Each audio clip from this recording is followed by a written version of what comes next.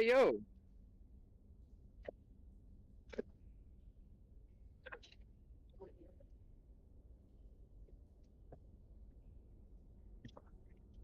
Oh, it's going. I just finished cutting up chicken, steak, and pork for a dog. You know how it is. No, yeah, his mom is a client for Chelsea for dog grooming. And wait. Oh yeah. Do you remember meeting the pit bull on your last day up here? It's him. His dad is in the hospital, so we're here cooking food for him. Bro, this dog eats like a goddamn prince, I'll tell you what. Literally three different types of protein. That's all he gets is the meat. Yeah, and he also eats Frisky's cat food because she leaves it outside for the strays, and he'll eat it. So he has his own dish inside.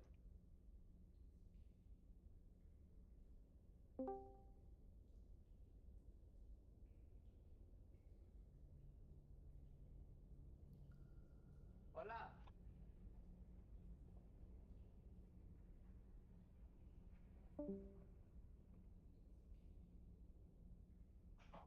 What thing? What are we doing?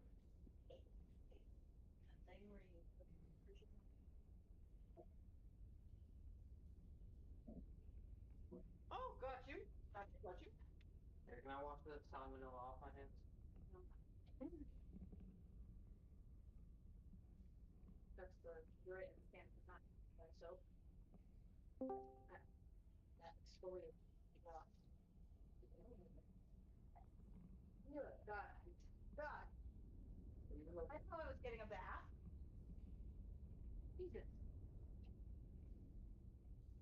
Who is this?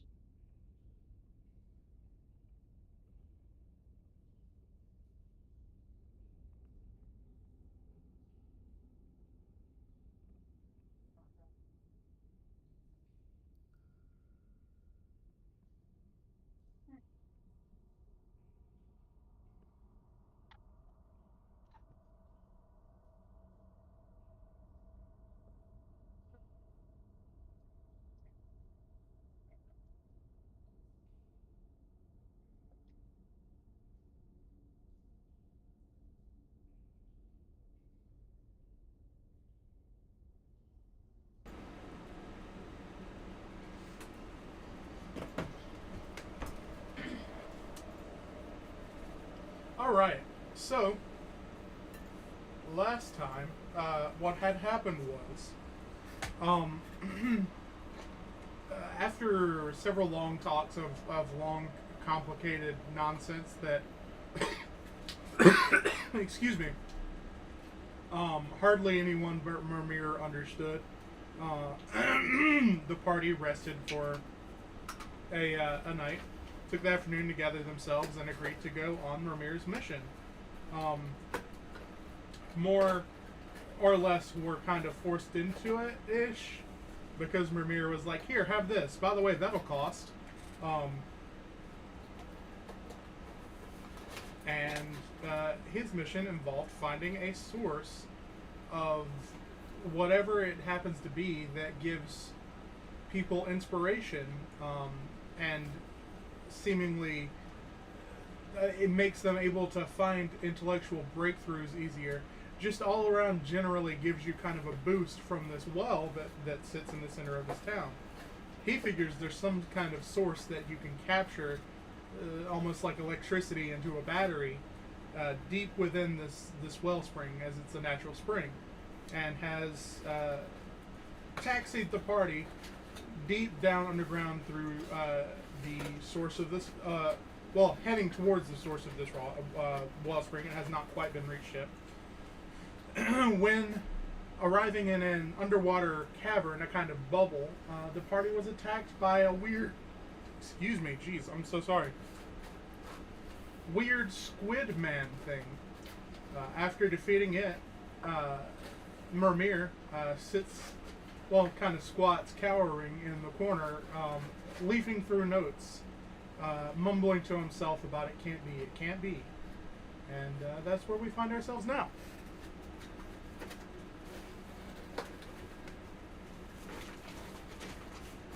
Okay.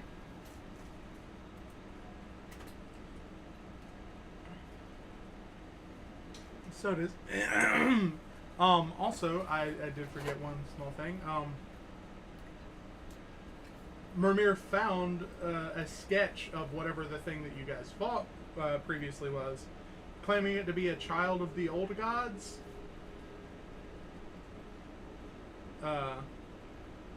He seems very confused and shocked as well.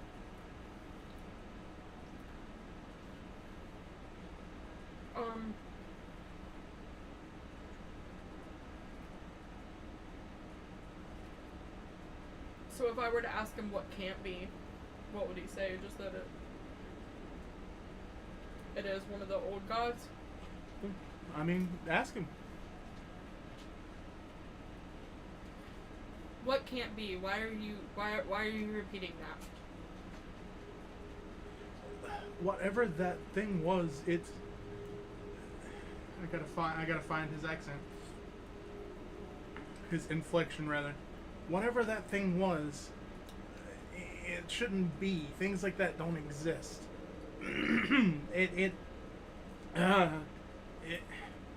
That's myths. Those are stories and fiction written to scare people.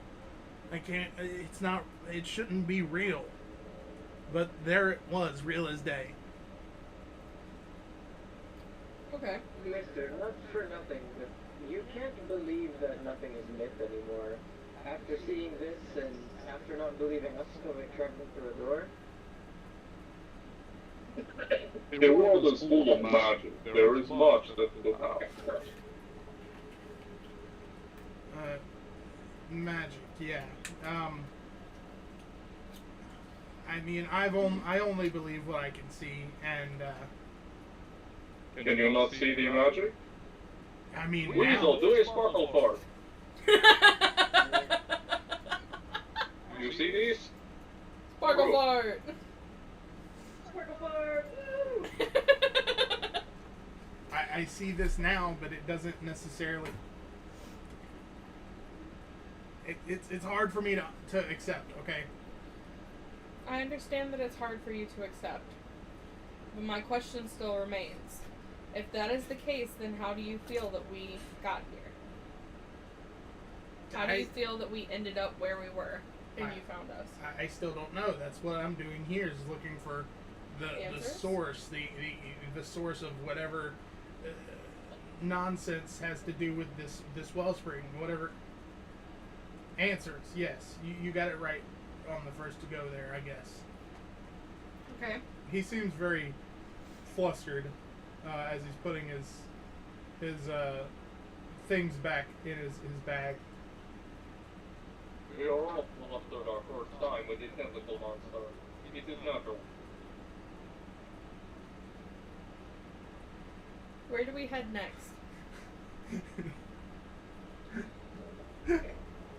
I'm sorry, that was inappropriate. I probably would not have said that. No, that is fucking hilarious. I love it. I love it. Well, I thought it was... Wolfram has experience with tentacle monsters. He didn't fight that giant octopus. Yeah, it's true. And he didn't eat it out. I'm gonna stop him.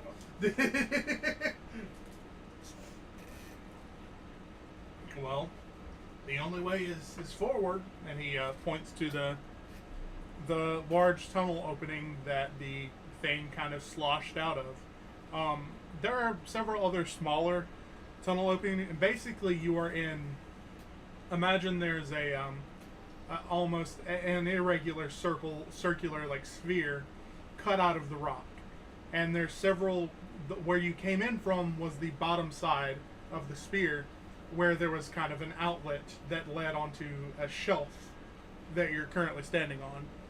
The thing, the squid monster, came from the largest opening. There are several other openings, but none that anything could reasonably fit through. Definitely not your party. Okay. Weird question, is there anywhere I could wipe off my sword?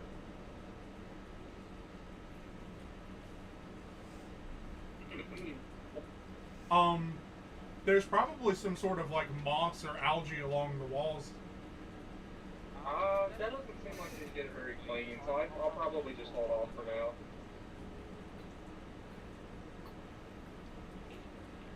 Okay, then let's go. No use in waiting here. You're not wrong, I guess. All right. Wolfram goes. You notice as he's walking away, he the gloved hand that he was using to like throw globs of this like flammable kind of jelly. He kind of presses what looks like a button in the palm, and the little portholes at his knuckles that the jelly was secreting from kind of shutter themselves closed. Okay. So, continuing forward, this tunnel kind of gradually slopes. As you get further and further, the water level, which is a gentle trickle, it's maybe ankle deep. It's giving you trouble kind of climbing it once it begins to get very steep. You come across a solid wall of water, almost supernaturally suspended there.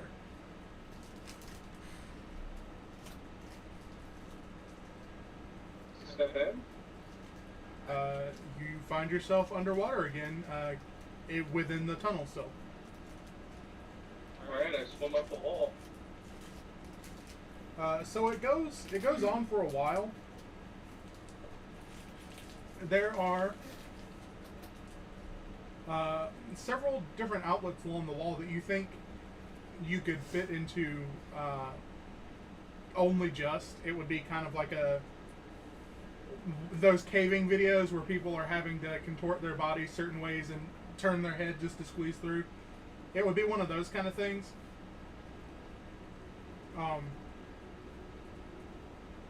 The abundance of glowing like underwater algae is very, very prevalent once you have crossed over this water boundary. You even see what appear to be kind of like deep sea creatures almost. You know, like clear-bodied, bioluminescent type fish. Oh, these wolf, I can't speak, I'm underwater. Oh, some bubbles, yeah.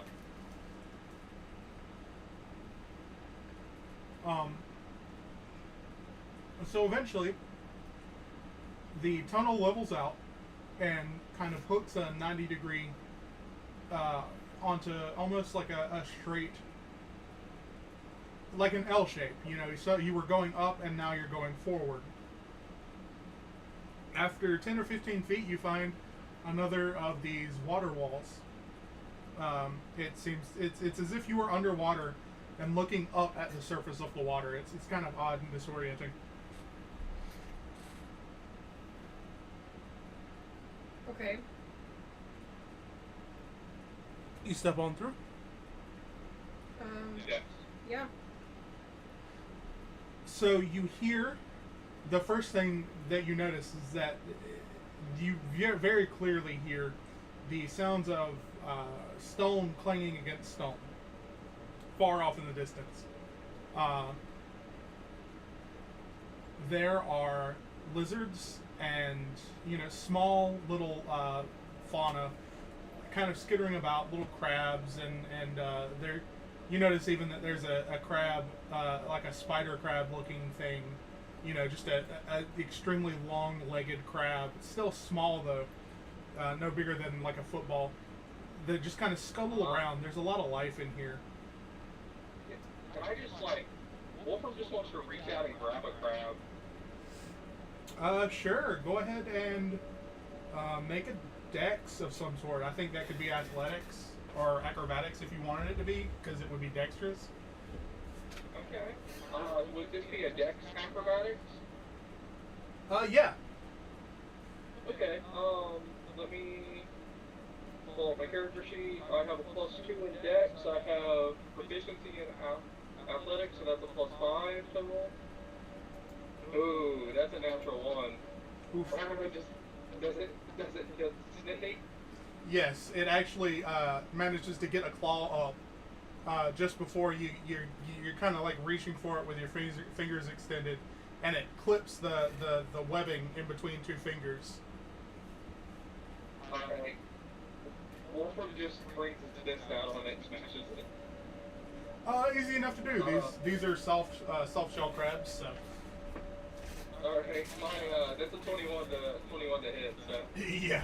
Yeah, that definitely fucks him up real good. I just smash him and then kind of pry the pincer off and put him in my pocket. I love it. Add one soft shell crab to your inventory. Wolfram's just picking up lunch. He didn't want to slow down the party. He does this like as we're walking. Yeah, I love it. If any of the other like characters there ask about it, he will just shrug and say lunch. I love it. So, the sounds that you hear when you first step through are, obviously the sound far in the distance of rocks clanging against rocks. Sounds like gentle excavation work is being done. Excuse me. And you also hear the sounds of population, a small population. You know, the gentle murmurs of quiet chatter amongst fellows. This seems to be. I was gonna say this seems to be, from the sounds of it, several hundred yards at least. I'll give you that for free. I want to basically kind of motion to the others and start moving quietly and stealthily, trying to stick to the walls and shadows as to not be seen. I want to approach carefully, essentially. Please don't know. Alright, everybody make a stealth check for me. I'm all over the place today, guys.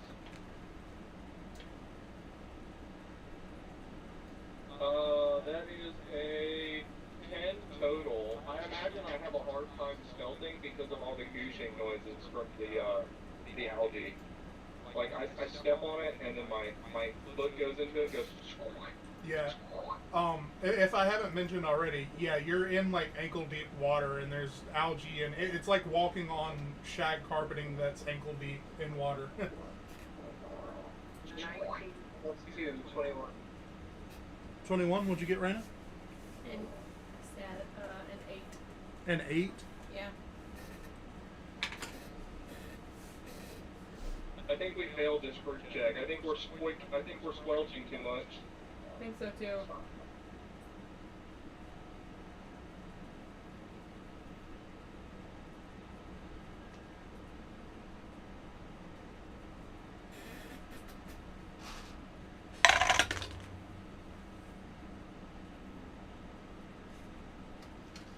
don't like it when the DM starts rolling.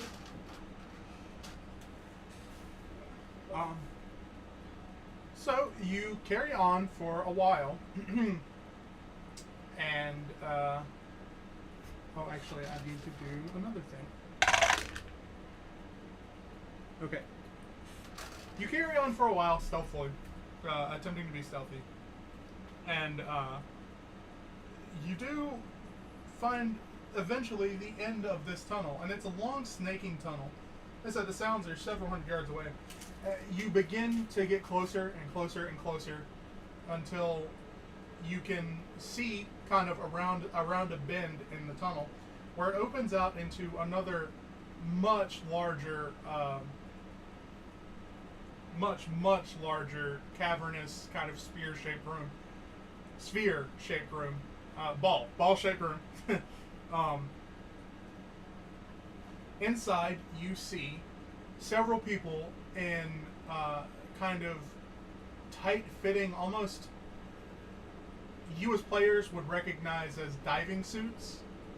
And these diving suits have full, like, skin-tight skull caps that cover the entire face, or entire head, except for a cutout at the eyes and a kind of almost form-fitting, very tight mask under the mouth. Think ninja. There are aquatic ninjas.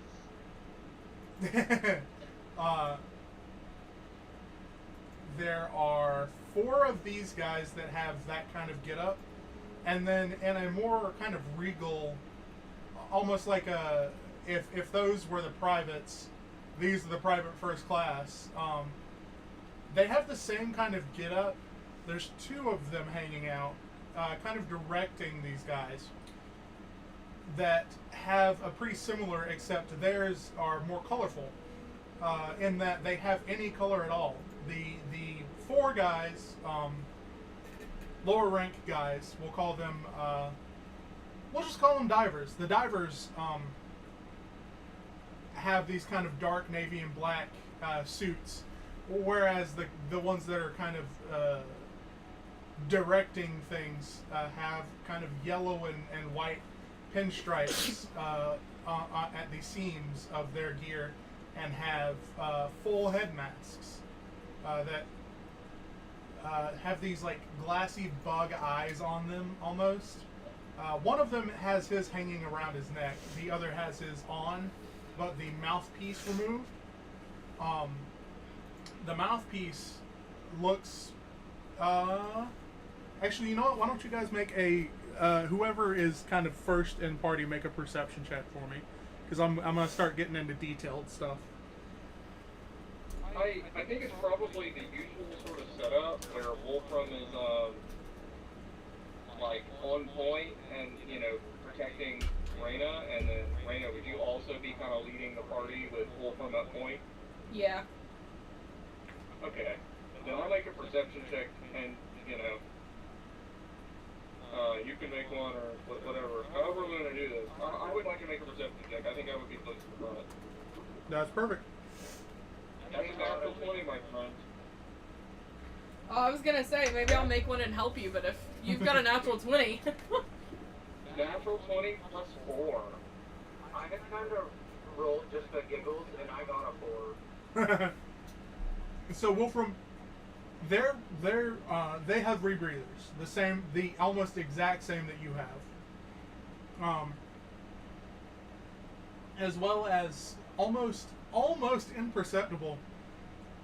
There is a symbol kind of stitched into the back of all of their diving suits, as well as on the 2 bigger, the 2 more important guys have several knives strapped in important places, at the thighs, at the calves, on the backs of their forearms, just kind of loaded down. Or excuse me, I said knives. Several tools. Most of them are knives. Things like picks and hammers and such, all strapped very tightly to their body. It looks like you get the very distinct impression that this is not the first time they've been down here. They look very they look like they know exactly what the fuck they're doing. Do they look like these knives, do they look utilitarian, or do they look like weapons?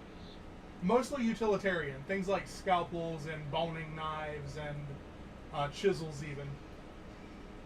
From my check, do I think that we could potentially stay hidden? How many people were there again total? There were like 10? 6 people total. 6 people, okay. There's only 6 people. Yeah, well, I think with that. Real quick, before you make any decisions, one thing you also notice is a incredibly pale, almost ghostly white, fleshy mass. Kind of, almost looks like it's been shoved, stuffed into the wall, as the lower rank guys, the 4 lower rank guys, are chiseling away at it, and a bloody, like a bloodshot, cloudy eyeball shifts in a painful, kind of eye-watering manner as it's being worked at to be let free. It's covered in bruises, and it doesn't look like it's in good shape. They're they're uncovering a monster of some sort. Yes. You notice that the water that is flowing past your feet now falls into a groove at the base of the hole that this thing is kind of being freed from. Okay. While they're distracted, I kind of think it would be a good idea to try to surround them, get the jump on them. Do you think it would be possible to try to, covertly approach from various sides while they're distracted and see if we can, get the jump on them? It'd be fun with me. Raina approves.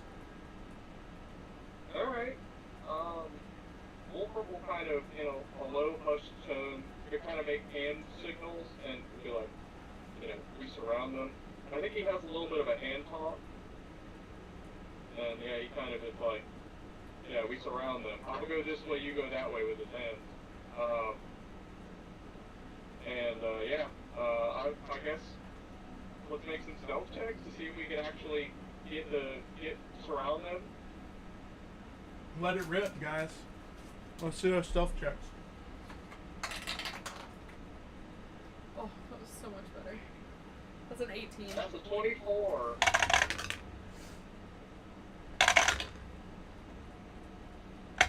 Wolf glides out of the water. Apparently, these are good. I also have a thing I would like to do. If possible, right before initiative, can I use minor illusion quest to cast Weasel Gainer? To cast what?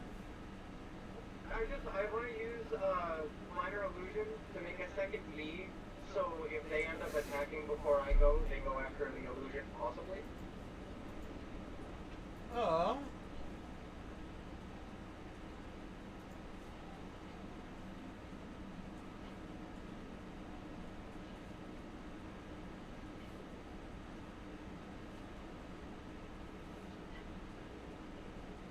imagine it's like a mirage you'd see in like a heat mist. Yeah, There's a lot of music. Oh, sorry. I think you can do that still, but it would act on your turn rather than having its own initiative order. And the spell lasts for 1 minute, so it would be like a quick little...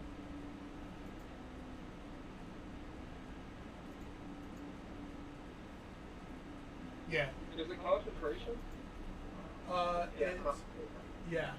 So as soon as I attack, it'll go away. No. Concentration it's not concentration. concentration just means you can't cast other concentration spells. It's actually not concentration that I see. Well, that's my... Yeah, I didn't think it was. I didn't think it was. Sorry, I'm looking at my spells and driving at the same time. Sorry. Oh shit. Oh, no. Don't worry about that then. We'll just play it by ear. Yeah, don't worry about that. Don't drive and spellcast, please. Yeah, spellcasting takes a lot of concentration, and so does driving. But I will say the intention is not necessarily to start combat. It's simply to have them surrounded and use that to our advantage. Basically, get the jump on them and have them surrounded. We're not necessarily sneak attack killing them. They don't appear to be dangerous per se, but also like they're an enemy force. So Okay. you don't necessarily know that. You're probably ready to fight, but yeah, Wolfram seems to have just signaled to try to surround them. No, it doesn't seem like we're gonna fight. Weasel would go. I actually love the idea that you have like two Guizos when we surround them, and then put your hands up and drop your weapons, and they do that, and then the other Guizo disappears. Yeah, I mean, yeah. If you guys want to do that, yeah, I would just ask for your timing as to when you cast it, because if combat does initiate, then I mean, even in a minute, you can just do it right away, right? Yeah. Yeah. Right. Let's Then let's hop out and have them surrounded if we succeeded on our stealth check. So what is the plan once you have them surrounded? Here around them, with weapons drawn, ready to do battle, but make no obvious moves to attack them. Basically, show that, hey, we have you surrounded. We have the power here. Yeah, but basically get them surrounded, get their hands up, whatever. Pacify them, Yeah. Okay. Okay. So if Wolfram is saying this and they haven't noticed us yet, as he's saying it, I'm gonna cast the minor image. Yeah, I'm not necessarily explaining it. He's just kind of doing hand signs to be like, you go that way, I'll go this way. And then Wolfram will pop out, expecting you guys to pop out right after him and have them surrounded. Perfect. Okay, so as soon as Guizo pops out, there's two of them. Hell yeah. perfect. I like that. Okay, cool. So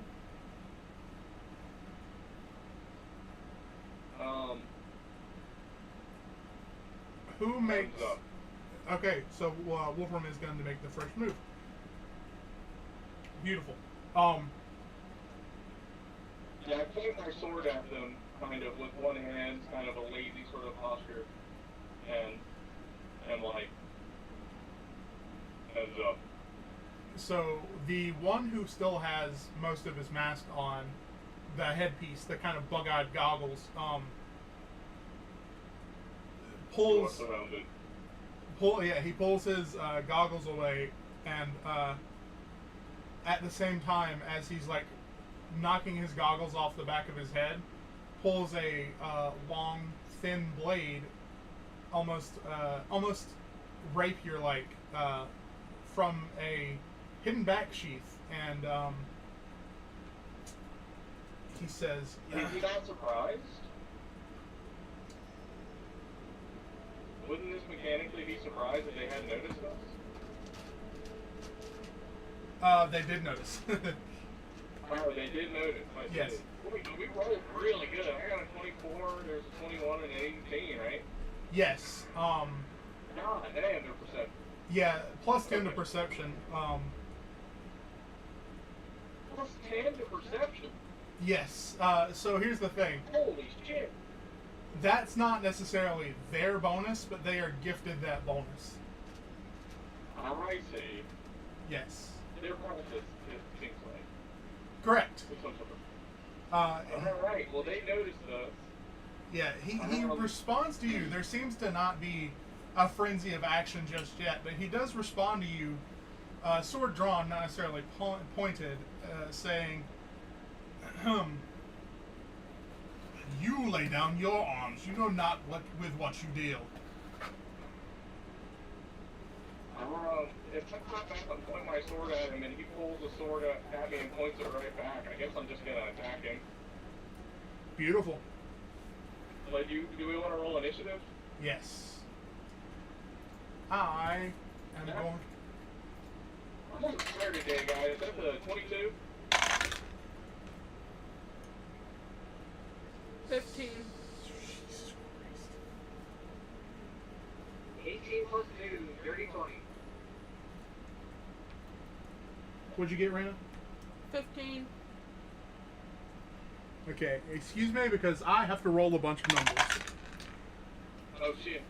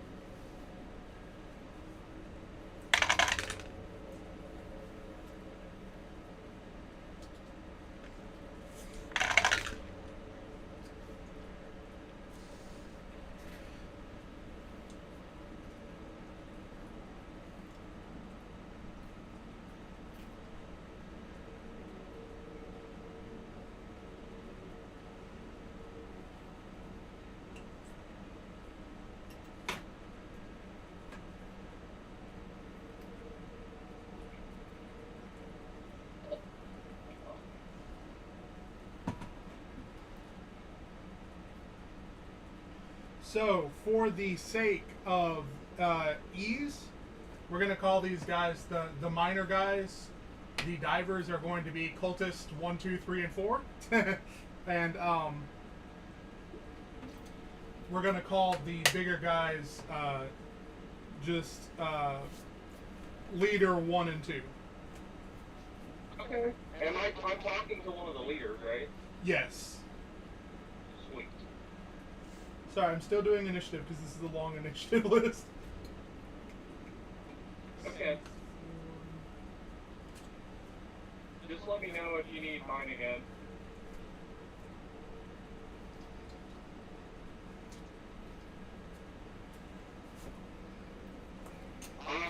What word of advice? Groups should be grouped together in initiative, probably. So, like, maybe the divers could be grouped since they're kind of minion-y seeming. Yeah. I don't know if that would help.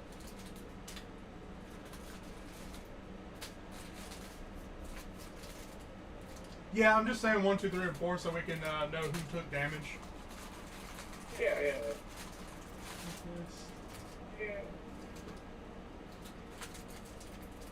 Begging on my knees.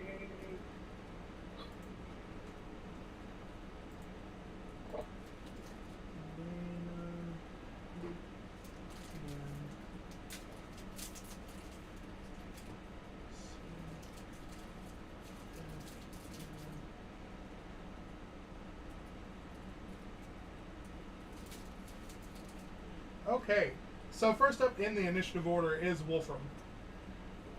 Hell yeah! Wolfram reacts extremely quickly to this, because, like, let's be honest, we approached them with weapons. He expected that there was a very high possibility that they would attack back. Maybe he didn't expect it to be so quick, but, like, you activated his hair trigger. He pulls up his hood, eyes going red, growls, steps forward, and I'm just gonna knock this dude's blade right out of his hand. Let's do it. Can I do an attack roll or like an athletics to knock his weapon from his hand? Isn't there a thing for that? There's a disarm, which is like an optional rule. I know Battlemaster gets like an official thing for it. Basically, I'm just like trying to attack his weapon and knock it away. I will do either. Or Yeah. you can look it up if you want, but I mean, either would be good for me. Yeah, I think if you're trying to attack his weapon, specifically his weapon, and you do hit, then that works for me, you know? Okay, I will just do I'll do a weapon attack. I'm so glad I have advantage. I rolled 2 natural ones. Oh my god, I'm so sorry. I didn't know that's fucking wild. I just rolled 2 natural ones on a reckless attack. Yeah, I think the statistics for that are insane. I guess I completely whiffed. But yeah, I stepped forward and just trying to knock his weapon out of his hand, and I think he probably just can we say he parries me and knocks my weapon out of my hand? Yeah, if you feel that's appropriate, yeah. I mean, that's 2 natural ones on a reckless attack. I feel like I should have some consequences. I think he knocked my weapon out of my hand. I'm trying to knock it out of his hand. He just does a little flip with his wrist, and my sword goes skittering. Yeah. So. Okay, well, time for my second attack. Run it. Wolfram leaps on him and jumps on him, and I'm going to attempt to knock him prone. Sweet. That's a natural 20. There it is. That definitely hits. So if I'm trying to knock him prone, he has to try to resist. So if he can beat a 26, he is not knocked prone. He physically cannot roll that high. Alright, then I'm gonna attack him with my claws. Fucking up. With advantage, hold on. That's a natural 20. Okay, I'm using this dice for the rest of the night. Hell yeah. So, claws, that is... 2d6. Sorry, gotta 5, 8, plus 3, 11, 13 slashing damage. He knocks my sword away, but he probably wasn't expecting me to actually finally leap on him, knocking him on the ground, and then just scratch him across the face. Oh yeah. You said Wolf calls that just appear. you said that was 13 damage? 13 slashing damage, yeah. He is prone. Beautiful. So we're gonna call that leader 1. So 13. So that means into that number, and he is now prone. Cool. Alright, that is my turn. Sorry, that was a busy turn. No, I love it. It's very Wolfram appropriate. That brings us to Guizo and Guizoppelganger.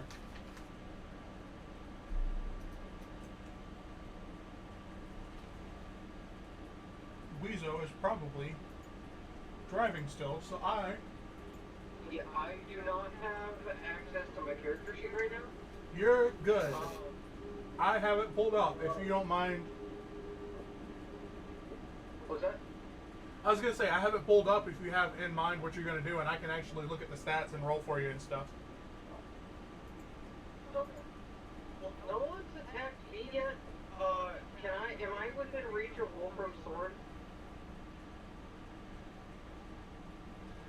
I don't think so, because this is a big cavern and you guys had to kind of spread out a little. Well, they were all kind of gathered up on one spot in the wall. Okay. I think you can move to it. Okay. Yeah. I want to start to be able to, like, deliver it to him. And Guizoganger is gonna go the other way. Cool. He's gonna run, I guess, towards the group of cultists, but at like a 45-degree angle, so he's still a decent distance away. Or wait, no, because that would, I can't leave him too far, so they're gonna run together, I guess. Because it's what, 30 feet? I'm gonna say. You still have your action. I was gonna say. I'm gonna say you don't have to use your full 30 feet, but probably 20 of it, and you do still have your action. Yeah. Oh no, I mean how far away the minor image can get away from me. I think it's only like 25, 30 feet. Oh. It was 60.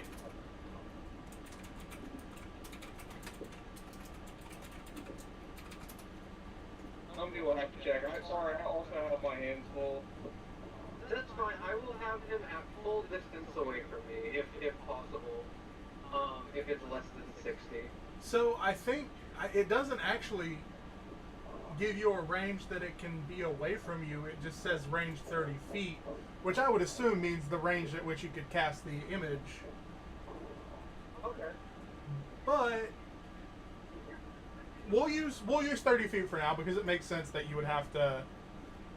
Well, if it doesn't give you a limit, I think you're fine. Okay. So yes, I grabbed the sword.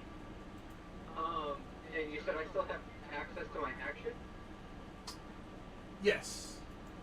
Alright, let's cast the firebolt. Beautiful. Who are you casting it at? So we got leader 1 and 2, and then cultist 1 through 4. Leader 1 is on his ass, so you would have disadvantage on an attack at him. I'm deciding whether I should point this out. Minor illusion cannot move, I don't think. It can move, like it can be animated, but it can't move from the 5-foot cube that it's been cast in, I don't believe. Oh. So he can do like his little tiger idle animation, but you've already cast a spell and programmed him. If you're gonna cast him doing something else, you're gonna have to cast it again. Like, he can do a little loop. But Minor Illusion is a super simple spell. It's a cantrip, you know. It can't do everything. Yeah. Okay. Well, There is a spell. Oh, sorry. No, go ahead. There is a spell that does what you're trying to do. It's called Mirror Image, and it is a 2nd level spell slot. So it really wouldn't be fair that you would be able to cast a cantrip that can do it. So that's probably why they have it where it can't move. Okay, that's fair. Sorry. No, I don't care, man. I appreciate you letting me know. That's good to know. So he can just be a little distraction over there. That's fine. Yeah. And they're like 30-second GIF you've created of him. He has like this little idle animation, and every once in a while he does some sort of taunt. Maybe, I don't know. I'm just spitballing. Yeah, like an idle taunt. So. And you like him spin around or gives him the finger or squirtle parts. I Yeah. don't know. So we got. You still gonna firebolt someone? Yeah, we're gonna do the disadvantage. We're gonna do the down guy because in my head, no one else has really done anything yet. So Gotcha. nobody else deserves the hit. Understood. 8 and 4. 8 plus. What is your firebolt? Plus 5? 8 plus 5 is 13. Yes. I got bad news. He has +2 to his AC because Wolfram's on top of him.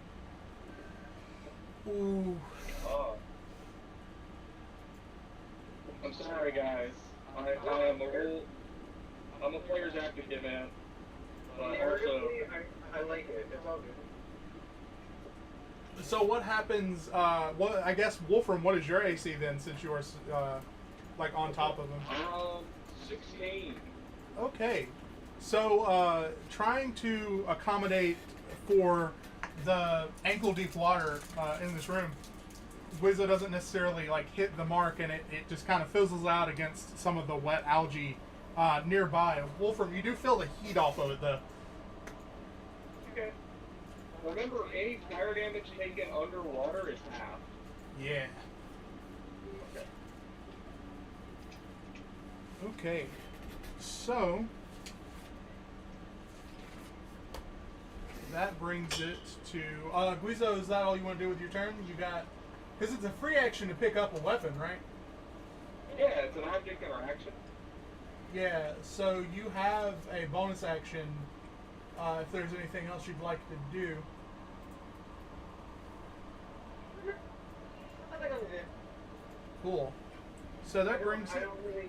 My only bonus action is I can activate the pebble spell, or I could have 3 stones that I can throw. But I'm all good for now. Cool. So.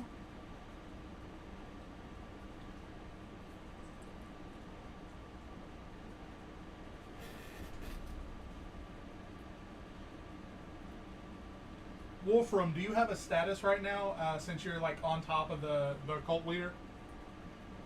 Mechanically, no. Okay. I'm like over him and like scratching at him, but I am technically not prone because it is controlled crouching technically. Yeah. So I don't have any special condition. Yeah. Well, I know you've like you did a lot of research into this like knocking people prone and stuff with Lee, so I trust your So if leader attacks me, he is prone. He has disadvantage on his attack, but that is canceled out on my recklessness. So he would be rolling normally against me. Anybody else that is attacking me would be attacking with advantage. Yeah, okay. That's what I was trying to figure out mainly, is because I was like, if you're on the ground, they would have disadvantage, but your reckless gives them advantage, so. Yeah, so it would be a flat roll from the leader that I've knocked prone, but anyone else would have advantage. Sorry. No, perfect.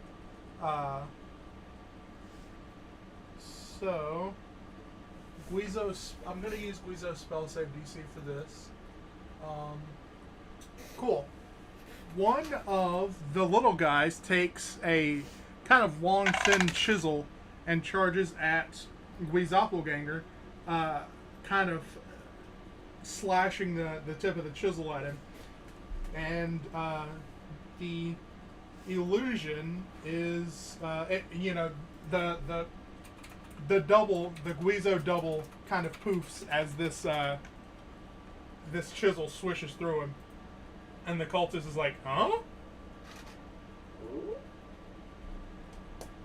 Smoke and mirrors, motherfucker.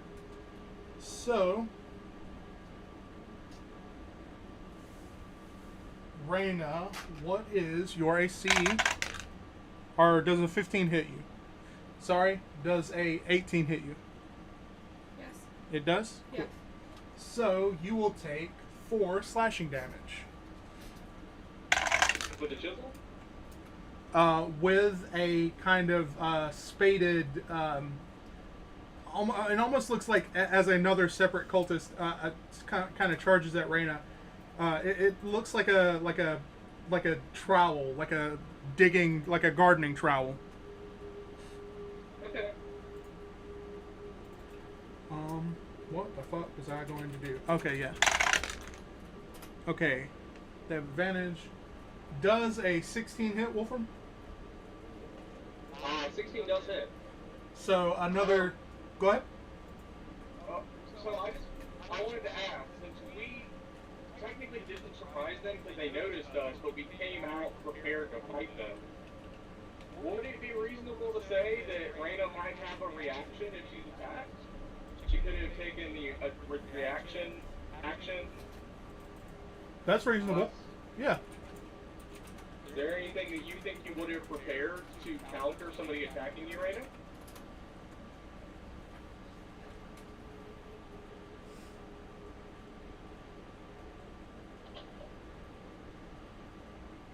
Like you got a spell that you cast, or like a cantrip that you want to blast on their face if they dare try to hit you? Am I able to do like a cantrip on them?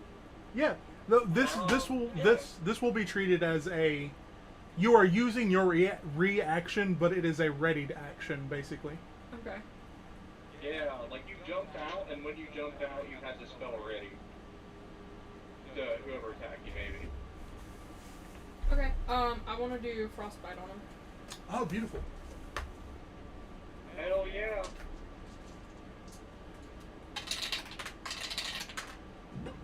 Excuse me. That is 4 cold damage. Did you roll to hit? Or do I have to make a save? Con You gotta save. make a save. 11 doesn't save, does it? Nope. So 3 damage? Nope. Oh. 4 damage. 4 damage. 4 cold damage, and you have disadvantage on the next weapon attack roll. Which, if I may, if this was a reaction, it would have gone off before its attack. I don't want to retcon too much, but would you want to reroll with that? He actually rolled the same thing. Oh, well, damn. I guess he's going to get hit, but No, it was worth it, though. So, we're going to say that is Cultist 2, because that was the second one to make an action. And he has had disadvantage on that and took 4 damage. Gotcha. Cool. And Wolfram just got hit by somebody. Yes, Cultist 3, we're going to say. And that would be 4 piercing damage that you will take, Wolfram. 2 piercing damage, got it. Oh yeah, that's right. You rage.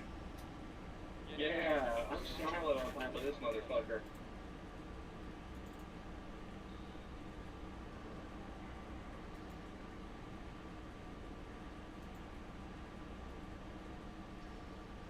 This is your base level rage, right? Yes. Cool. Just making sure. Yeah. And the 4th one is going to charge at Guizo with like a scalpel looking thing, slashing a scalpel. Guizo.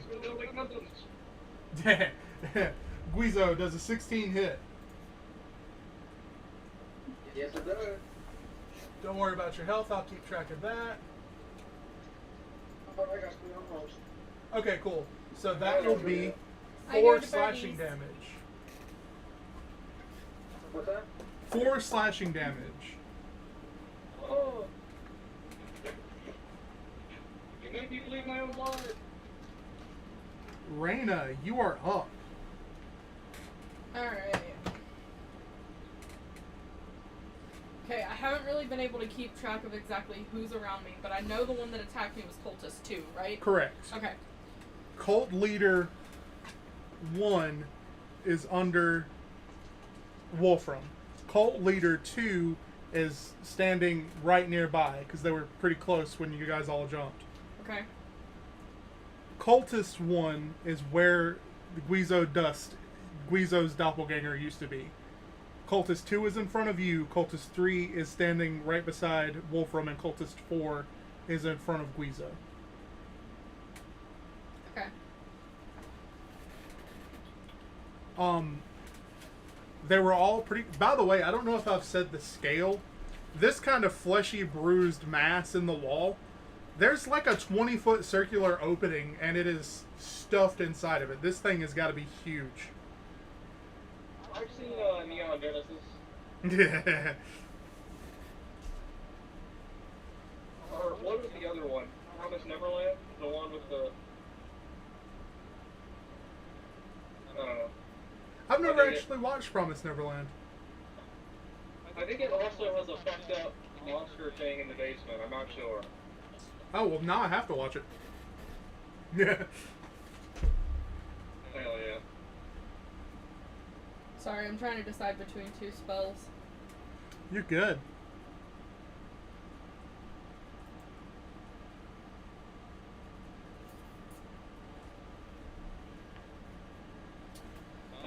Okay.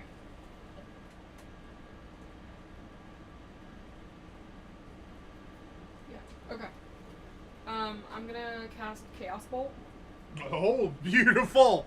Fuck yeah, I love it. Okay. Austin. What'd you roll?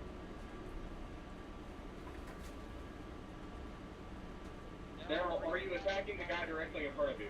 An 8. With your bonus? Yeah, I rolled a 2. You are attacking the guy directly in front of you, yes. Yep. Okay.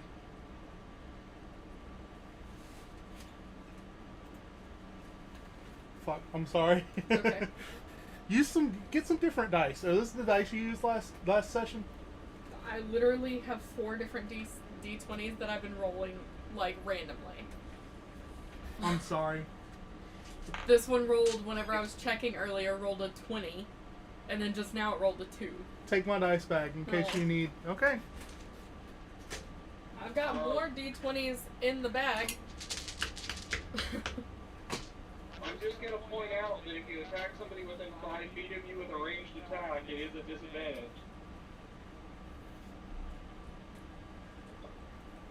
Oh, Chaos Bolt is ranged, isn't it?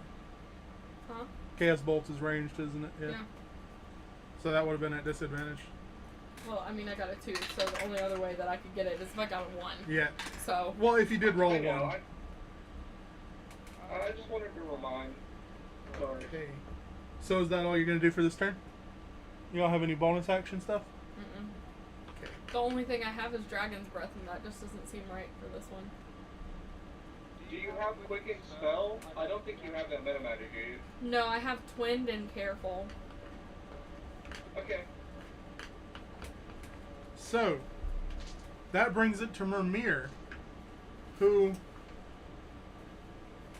stands just for a few seconds, struck at what he's seeing, and then falls to his knees and begins to shovel the water into his mouth, drinking facefuls of it.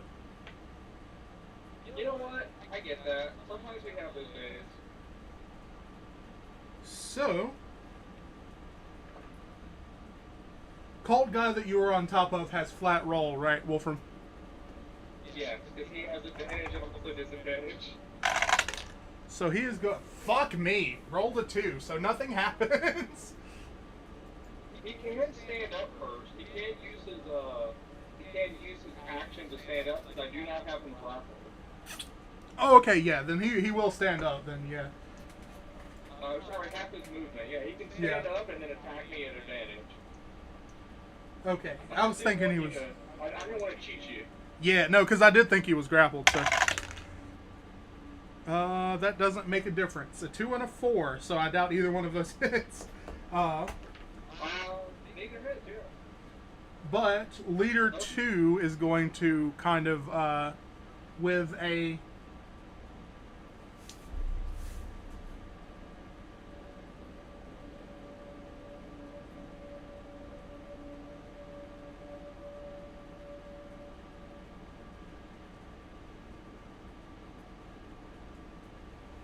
with a glowing, slimy green fist, Leader 2 is going to swing at you.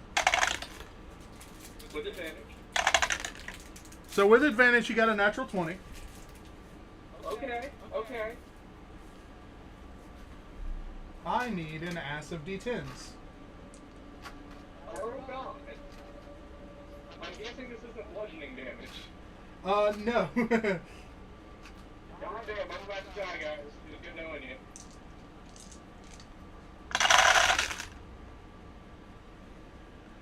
One, 10, 17, 27, 29, 31. That is 31 necrotic damage as he slams his fist into you, into your chest. Okay, I pushed back. Like, that absolutely fucked me up.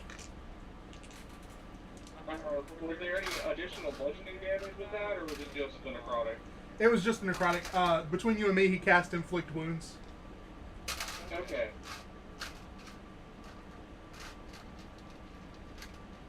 All of my wounds from the ghost fight just open back up. And I start, like, pouring blood from them. So, the next thing that happens is this entire room that you're in rumbles at like a Category 9 earthquake. I don't know if that's an actual thing, but a very severe earthquake. As you hear thrashing in the walls, and you see several small, like fist-sized flakes of the wall fall away from this thing, revealing more of it. And you hear what can only be described as unknowable languages being spoken by many mouths at the same time. None of them the same language. Since there's an earthquake going on, is there a possibility that people could be knocked prone? Should they make a dex save? Yes, that's what I was about to get to next. Oh yeah, I've got advantage on that. And we needed it. Yeah. God damn, I rolled bad. That's an 11. With advantage. Is it 18? 18? You said a dex save, right? Yeah. Oh wait, dex saving throw was +2 for me, right? Because my dexterity is +3. Now 1, 3, 2. Yeah. Okay, so it's a 17. 17? Mm-hmm. So, and you said 3 total, Guizo? Yeah, that one. Oh no, I'm so sorry. Guizo and Wolfram, you fall prone. Okay. So they already have advantage on me. They can't get double advantage. But you can be double poisoned. No, I'm just kidding. Yeah? Speaking of, that brings us up to you, Wolfram. Wolfram is knocked to the ground in this. By the way, did any of the cultists get knocked over, or was it just us? I'm glad you called me on that, because I forgot to make the check. Because I think all these fuckers should be knocked on the ground. Almost like equal footing.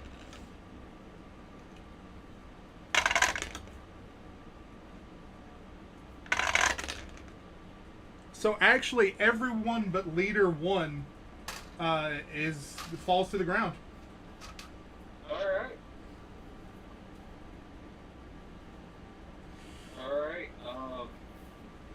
Wolfram is knocked to the ground by this punch, and then the shaking, he falls to the ground. He's just had the life. All of his wounds have been opened back up, He's just pouring blood, He does that thing where he gets punched in the stomach, and then in anime, you just see like blood splatter the ground as he like vomits it out from the blackness of the shadow cowl. And he gets to his feet, puts his hands down and pushes himself up, and looks at Leader 1, the only one standing, and just makes a finally leap at him. He roars and throws himself at him at full force. I'm going to need... Yeah, no, I'm just going to attack him. I'm going to fuck this guy up. That hurt him really, really bad. Alright, advantage. That is 21 to hit for the first attack. That hits. 20 to hit for the second attack. That hits as well. And another 20 to hit for the third attack, because I'm attacking with my claws. Beautiful.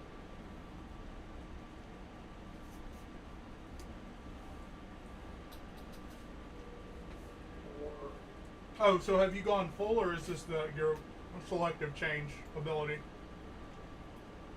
He's not fully changed. He has just transformed his arms. Yeah. Which I only ask because I really love that ability. It's so cool. Yeah, thanks. It was just a character choice I made, but okay. Let me start setting this shit up. I'm gonna need a calculator, guys. Sorry. This is not a lot of number. It's just it's a lot of numbers to add up.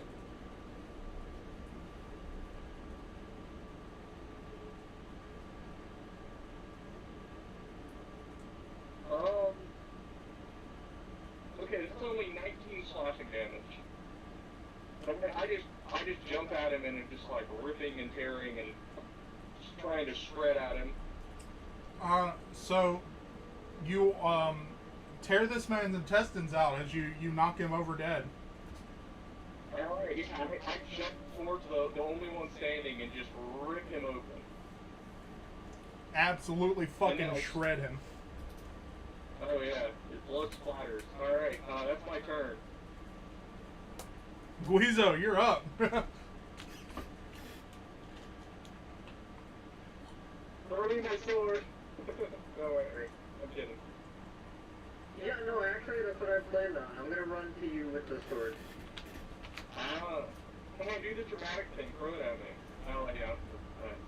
I'll get within like 10 feet and toss it. Yeah, I'm not gonna get too close. If you're wolfing out, are you wolfing out right now? I'm not fully werewolfing out, but I've got the red eyes. I'm swinging, and you just saw me disembowel a man. So hopefully not too close. I mean, straight out, just fucking awesome. It would be awesome. What are you, like 20 feet away? From that distance, hell yeah, let's do it. I think that's just a dexterity to throw it, and I mean, what you have to do is get it to me. You don't have to hit my AC or anything, so. Yeah, it's not going to be a super hard. It's not going to be super hard to get it to Wolfram. Alright, you want me to roll like a dexterity or something to catch it? Yes. When he throws it? Okay. 5. Alright, does it get close to me or is it like 10 feet away? It lands within reach, but you would have to like bend over and look for it because it sinks into this shaggy algae shit. Okay.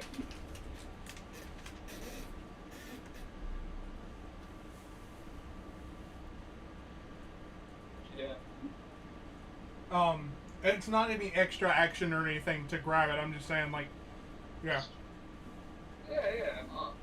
Yeah. I mean, that's good enough to me. Thank you for throwing me my sword.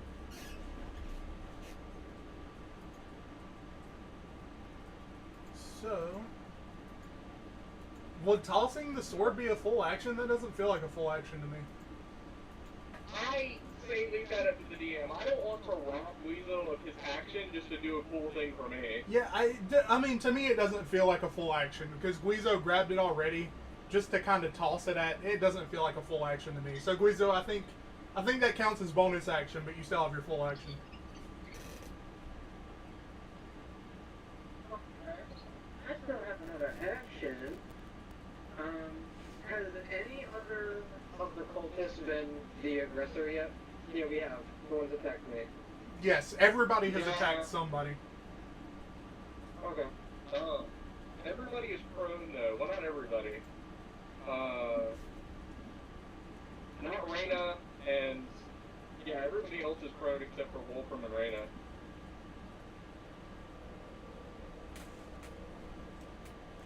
Okay.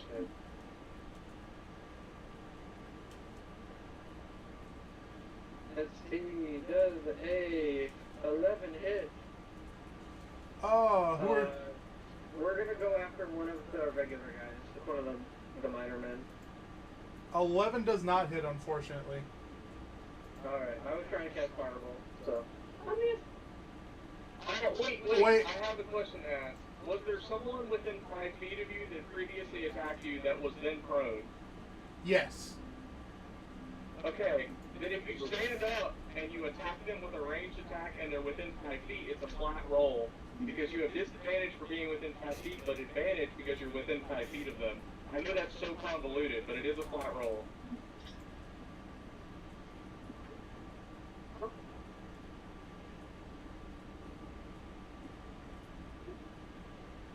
Sorry. That was just me dropping a pot. Okay. You're good.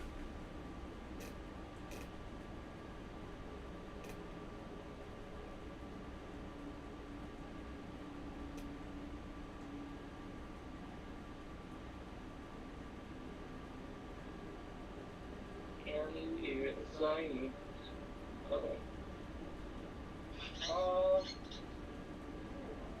Alright, so, what do I want to do? Would that work? Will I roll? Well, I already rolled. Yeah, well, what was the first thing you rolled? What was the first number on there? Let's see.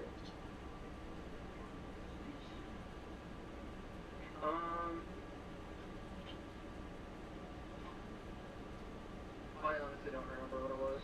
I think it was an 11. No, it's cool. Do you think it would be? Do you think it would be fair to re-roll it since he didn't know that he doesn't have disadvantage? Yes.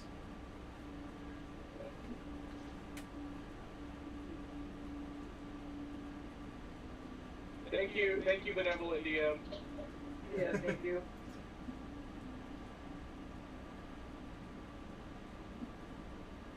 Oh, don't forget you have inspiration, Guizo. Yes, everybody does have inspiration right now currently, so... Oh, really? Yeah, I was looking back and thinking about it. I think, unless you, Wolfram, have used it recently, I think everyone has it right now. I typically use mine up. I always keep track of if I have mine or not, and I'm almost certain I've used mine. I will check my character sheet though. Okay, cool. Because Wolfram, you were the only one I was uncertain about. I know Guizo and Reyna both have one currently. I used my inspiration and it rolled a 12, so I'm rolling low. 12 hits. Okay. Oh, nice. Shoot him with that, whatever you're shooting him with. Fireball. Hell yeah. 10, making 11. I'm gonna use my +3 fire damage too to make it a 14. Beautiful. Hell You fucking destroy this man. He's dead. Man is on the ground, looks up at you as he's trying to get up, and you just are like, dang. Yeah, you immolate him. He is nothing but fucking a Pompeii statue.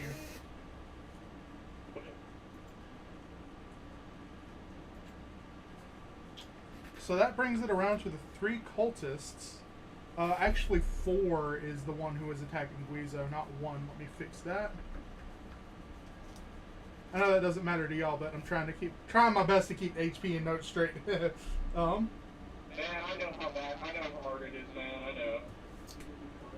So, Cultist 1 turns and runs to Reyna, who is the next closest to him other than the Guizo clone in that he already killed. Wait, that's the wrong monster stat block. There we go.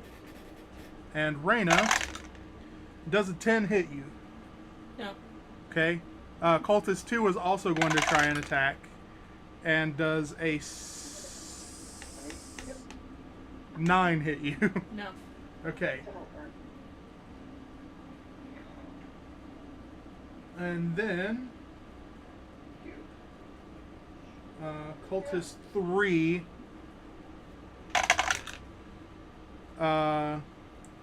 Wolfram, are you still reckless? Do I still have advantage on you? Yeah. I am open and ready for being stabbed. So the third cultist, the one who previously tried to stab you with a trowel, kind of tries to lunge at you, but slips on the algae and falls on his face in the water. Reyna, it is your turn. I walked away to try to unmute myself, and I heard the boiling water sliding. I tried to grab it, I missed it, and I grabbed onto the black thing on the bottom. Are you okay? Oh, I'm not muted. Shit. Yeah, I'm fine. Don't worry about me. I'm all good. You sure? Okay. Because it sounds like you just burned the shit out of yourself. No, I am a fire genasi. I'm immune to this shit.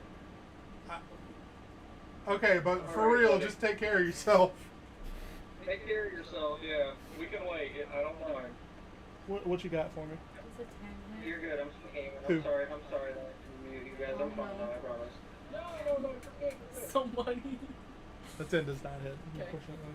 Okay. So you got a bonus action or anything? You were asking, Wolfram? How badly is Wolfram fucked up? Not at all. He with advantage rolled a 1 and a 4. Nice.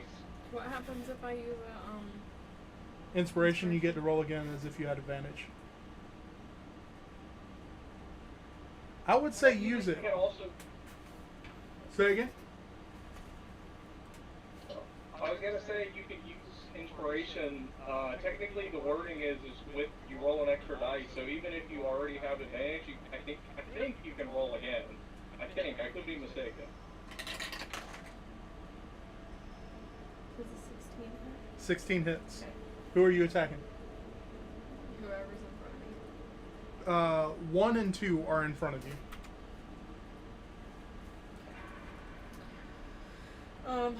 Let's go with 1.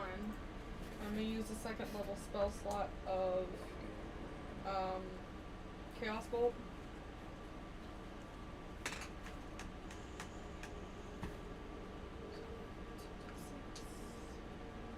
I was mistaken. Sorry. Do you have twin spell? Yeah. Can she has one spell. Give me a second before I do it though. Well, I don't know what the wording on twin spell is. You might have to declare it before whatever, you know. No, I think you're fine. I actually have it saved. Give me a second. You would just have to make a separate attack roll is the thing. So as long as you tell me before you end your turn, I think that's fine. Have they already stood up, or are they still prone? They've stood up. When you cast a Okay. spell that only targets only one creature and doesn't have a range of self, you can spend a number of sorcery points equal to the spell's level to a second target within range with the same spell. To be eligible, a spell must be incapable of targeting more than one creature at the current spell's current level. For example, Magic Missile or in Scorcher Ray aren't as eligible, but Ray of Frost and Chromatic Orb are. Yeah. I don't know if You this can one would totally be use it with Chaos Bolt. Yeah, You can? yeah, Sure. 100%, yeah. because if I roll the It same jump- number, I can jump. It jumps. That's not a second target. Okay. That's not a... Well, it is a second target, but you are not targeting them because it's a random jump. Okay, then I'll use one of my sorcerer's points. They got knocked prone, right? And Reyna was like the only one that didn't get knocked prone. They've had their turn before hers. They got the chance I to know. stand up. I know. But basically what I'm saying is, sometime in that interim, do you think it would be fair to say that Reyna could have stepped back 5 feet since she was the only one that wasn't prone? That's fair. Just so she doesn't have disadvantage. Yeah. She steps back, they stay, she blocks the fuck out of him with 2 Chaos Bolts. Yeah, that's fair. Okay. Hell yeah. What you got for me? Hell yeah. Hell yeah. Hell yeah. 20 What's your hand? acid damage 20 acid damage each. each. What did you roll on the... Did you hit on the second roll to hit? Oh. Because you do have to roll twice. And you'll I roll. thought it just worked with the same one. No, it makes it almost as if it's a separate cast. You're not gonna believe it. Natural 20. Yep. That's So that'd be a perfect. 26. Okay. Do I me had a 6, a 5, an 8, and a 1. do me a favor and roll the second damage separately, Okay. since it is a natural 20. You know. Okay. So, You. This guy, the first one is washed to bones. Okay. You've melted all of the flesh off of his bones. What damage type do you use? Acid. Nice. This one is 6, 7, 8, 9, 10, 12. Again, just full Cronenberg flesh piles. There's one cultist left, and one cultist leader left. As you just melt two of these guys, just they cease to exist. They're nothing but piles of bone and flesh scraps.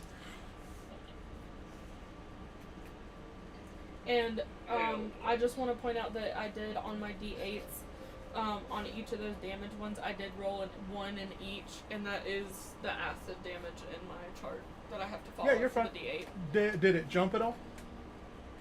No, because I didn't Roll two of the I same didn't number. roll 2 of the same number on That's my perfectly D8. fine. All right. So, is that your turn? Yeah. So with Reyna's turn finished, Myrmir, who has been shoveling mouthfuls of water into his face and gulping them down, kind of falls slack to his knees and then rolls onto his back and is floating unconscious in the water. Oh, this is cool. Wait, no. I growl. Be like, a lot of good this is, fucker. So, yes, okay.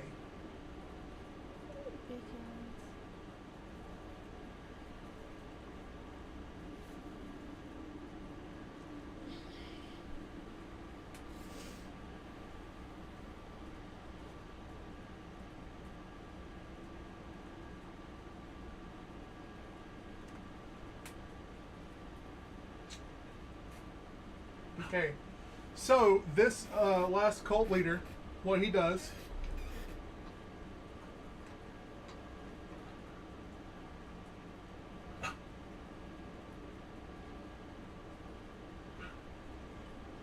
is he? Wolfram is like right there, I think. How far would Wolfram be from him? Like 5 feet, 10 feet? Yeah, 5 feet. Oh, damn.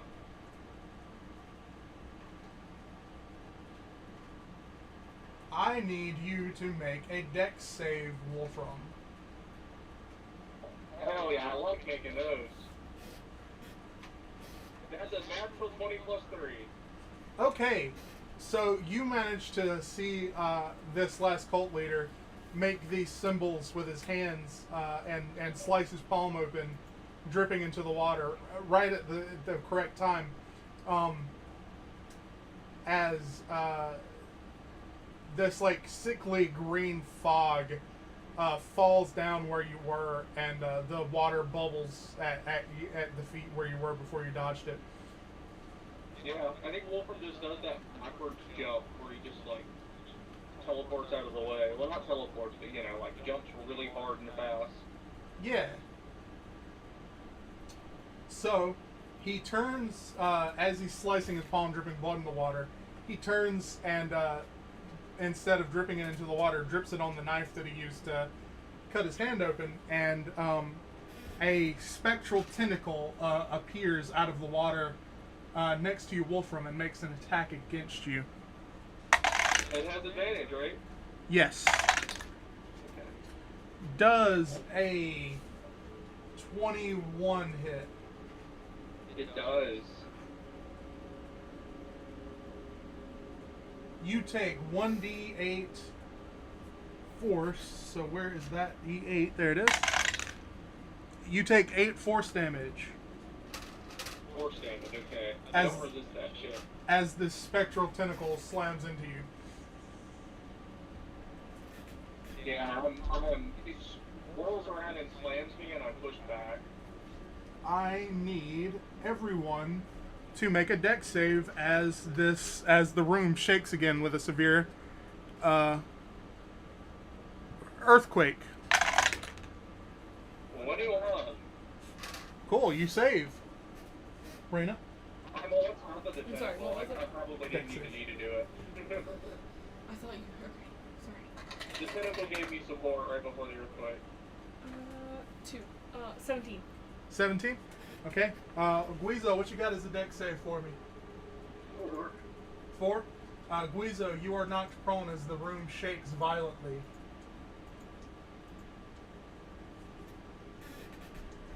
Wolfram, it is your turn. You are left with one cult leader and one cultist. They are both nearby you. The cultist is is prone on the ground. Okay, and I've been pushed back by this tentacle. So I think just getting out of the way and then the tentacle appearing out of the ground and like slumping me. I want to look down and see if I'm exactly where I need to be to pick up my sword. Perception check. That is a 18. Do I see my sword? You know what? Hold on a second. I mean, that's an 18. That's pretty good to pick up my sword. You see it. It is like oddly perfectly at your feet, almost as if it was like meant to happen. Hell yeah! I'm gonna scoop that bad boy up. I'm gonna kind of do a warble. Actually, you know what? I'm gonna kick it up with my foot from the hilt, catch it in my hand, and whirl it around and attack this tentacle.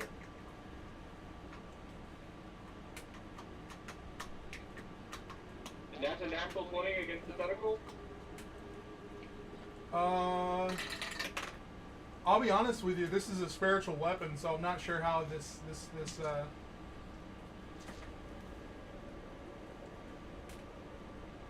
I just want to get past it.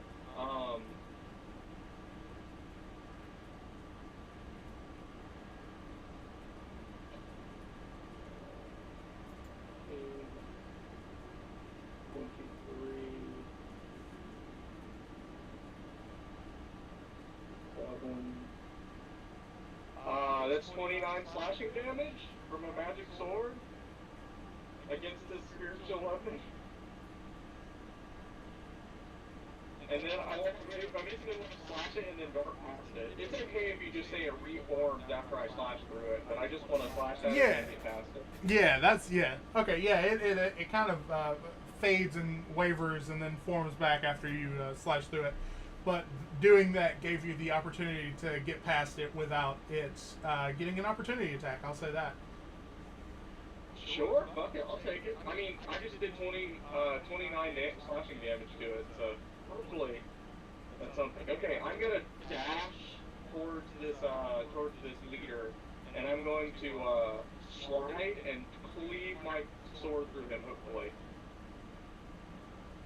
Alright. That is a 27 to hit. That hits. That's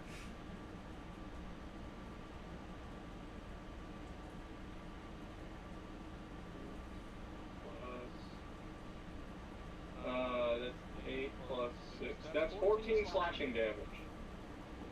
Beautiful. You take a good chunk out of his thigh.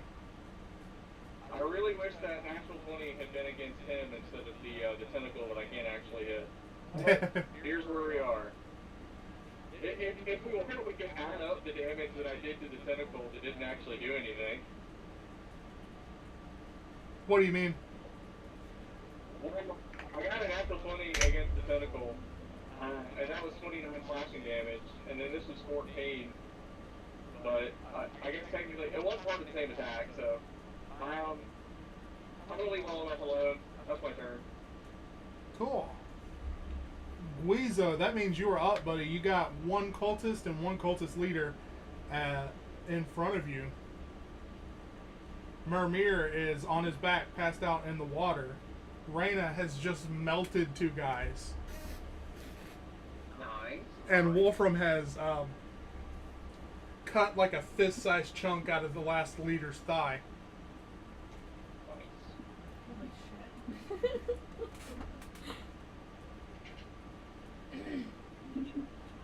in picking up Mermir, but I'm gonna go to the non-leader man. Actually, who do I have enough movement to get to? You can reach either one of them. They are both within, I'm going to say 15 feet of you. Sweet. Does a 9 hit? A 9 does not hit, unfortunately. You do have your inspiration, though, if you want to use it. I used it last turn. Oh, shit, okay. My bad. That was 12 to hit. Yeah, unfortunately, a 9 does not hit. That's fine. Okay, so I was gonna use shock and grasp. So Guizo runs up to him, and his hands start to like kind of jitter a little bit. And he goes to grab, and the lightning stops. So he just kind of like punches him in the face a little bit and does nothing. Is this guy wearing any metal armor? Yeah, roll that again. Oh. I wasn't sure. I thought that I remembered him being dressed like a ninja, but I wasn't sure if he was wearing metal or not. Yeah, well, he's got like tools and various knives and such strapped to him, like at the Sure. thighs and calves and stuff. So I say that counts, and I'm the DM. So Yeah, damn right. You're wrong. No, I'm just kidding. D&D Con showed a natural 1 on the dice, but the end result was a 17. It says it rolled a 15 plus 2. So I don't know what answer you want to take. we'll go with the 17 because the 1 sounds like a glitch. Yeah, go ahead and roll that damage.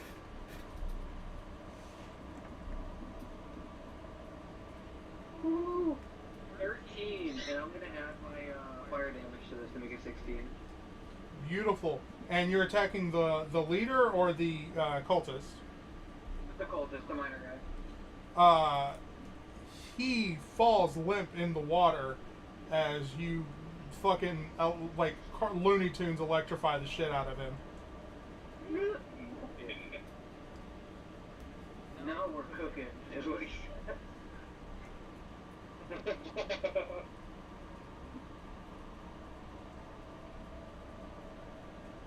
So that brings it to the last cultist, who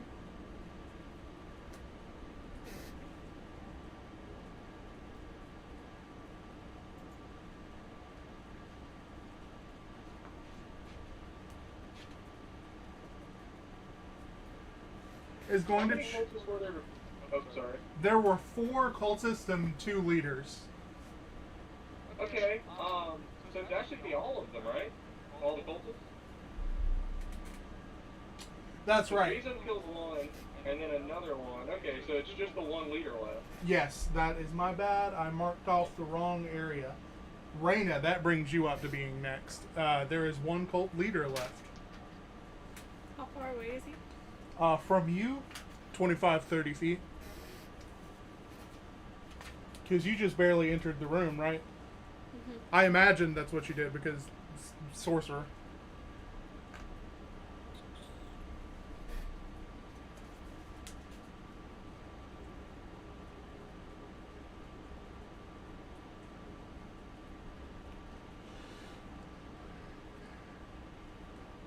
Is anybody around him?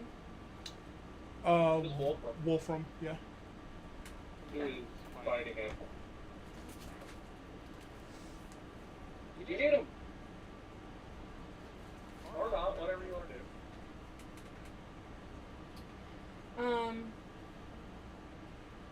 Where is Guizo? Probably about, He's right next to this. yeah, Okay. 10 feet away, I think, because he just killed that one cultist. correct. Yeah, 10 feet exactly is what I was going to say, yeah. Like, to the side? To the left. Okay. The only reason I'm asking is because I was thinking about using Caustic Brew, which is 5 feet wide and a 30-foot long. So I just wanted to make sure that I would not hit Guizo. You'd hit Wolfram, you wouldn't hit Guizo. Okay.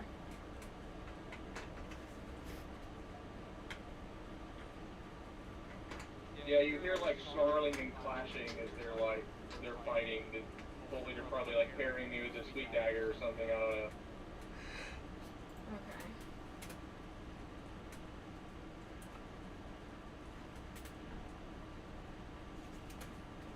Bayous.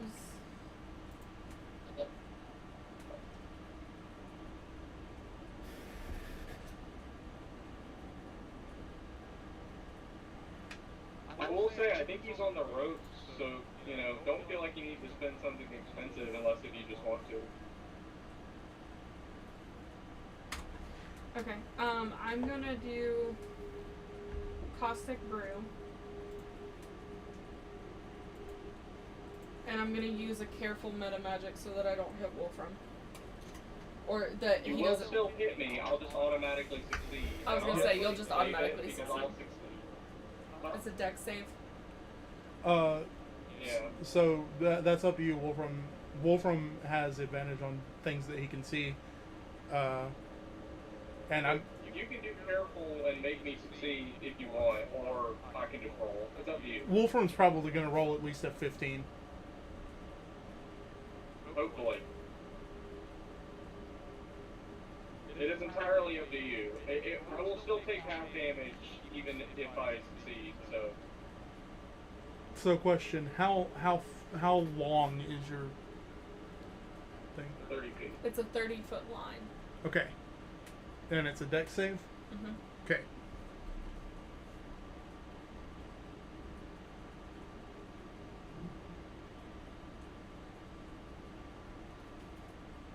Okay. Go ahead and make your dex save. Are you doing the careful or should I roll? How damaged are you? I'm pretty heavily damaged. Wolfram's body is mostly covered in blood as all of his wounds have reopened. Okay, But so you then. can't tell if it's like algae slime or blood, but there's a significant wet spot in the water. Okay, then I will use careful. Okay. Alright, how much damage do I take on a save? That's 6 damage. So you take 3, Wolfram. What did you get? I did not save. You didn't? No. You didn't get 14? No, I got 4. Okay.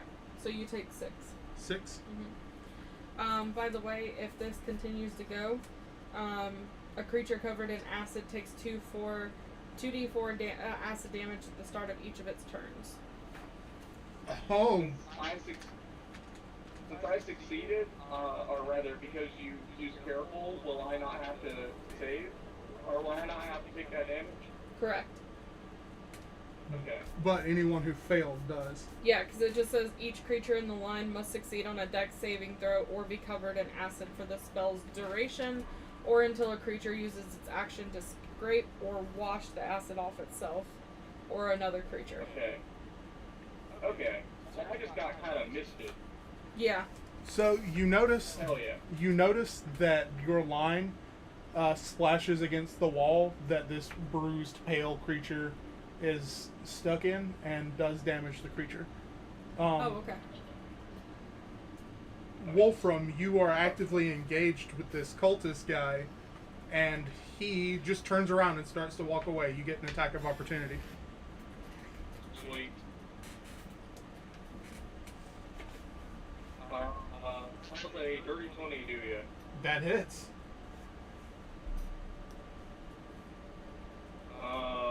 That is 7 plus 6. That's 14 slashing damage. And I think he's just gonna turn around, and Wolfram is not even gonna hesitate because he's in like rage mode, and he's just automatically going to shove it through his back, up through his chest. Yeah, you kill him dead. He Instinctually. Okay. As he falls, you notice he's reaching out towards the creature in the wall. So, I need everyone to make a dex save.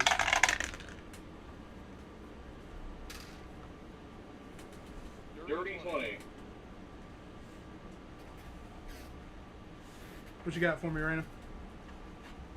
I'm scared. A 4. A 4. You are not prone. Yeah. 18 plus 2, I also got a dirty 20.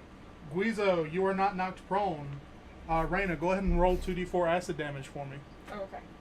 I thought you were about to say roll 2d damage for yourself, and I was like, no! That's 5 damage. Okay. So the room shakes, and there's more of this like multi-language chanting from different languages from different mouths, etc., etc. As the room shakes again. And Wolfram, it is your turn. Alright. What do I see when I look at this thing? When I look at the world, does it have a heartbeat? Does its body go off warp? Does its horrible gibbering screeching have some sort of effect on me? It kind of makes your head hurt. You're not gonna like take damage from it, but it feels wrong. It feels like things that you shouldn't. It's noises that you shouldn't be able to hear, forced upon your brain. Gotcha, like the sound of when you stir like really good macaroni. I just saw a macaroni meme a minute ago. That it was just the Kraft mac and cheese box, and it said the sound of your mom bringing home a friend from the bar. Nice. Anyway, that was just kind of serendipitous. Anyways,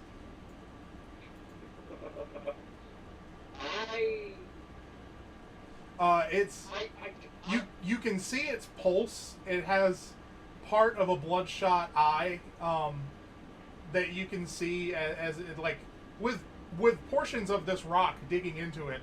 Every time the room is shaken, which has been 3 times so far, more and more of this rock has fallen away. With its maddening gibbering, I want to ask how you would feel about me making a wisdom saving throw to see if it's driving me further into a rage, or if Wolfram is trying to come home. I like it. Okay. Let's do it. I'm going to say I come out of the rage, because he can't make rational decisions here. And low, he's driven further. That seem fair? That's fair to me. Okay. Good. Okay, that's a 12. I think Wolfram kind of shakes off the noise and comes out of his rage. His hood coming back, his eyes changing from red back to, normal blue. And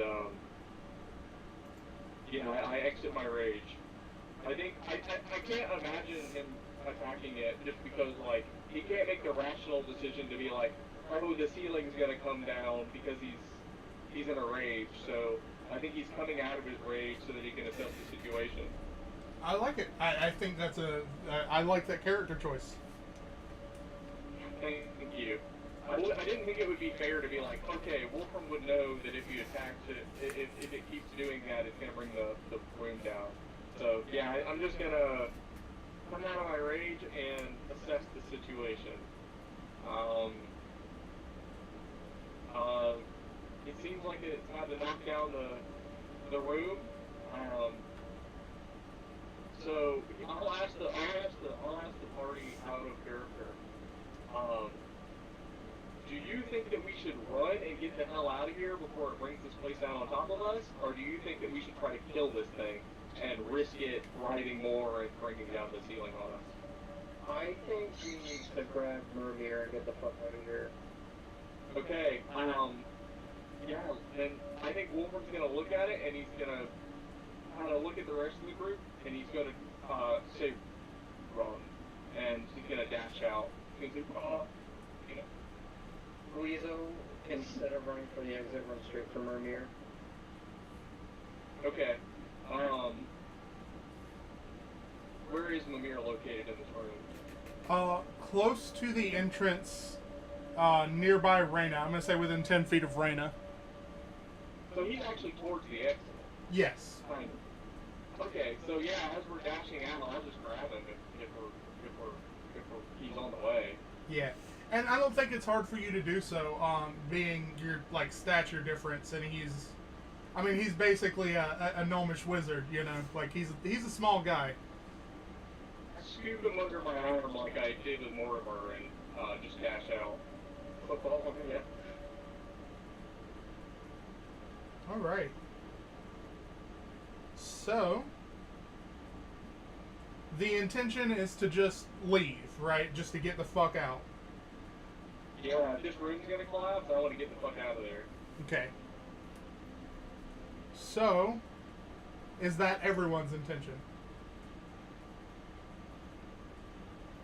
Marina, what do you think? Because I'm on board. Yeah, I'm good. Okay. So I'm going to keep the initiative order written down. And the way that we're going to do this is it's going to move to group stuff. I'm I assuming... didn't know you were into group stuff. Sorry. Always. I'm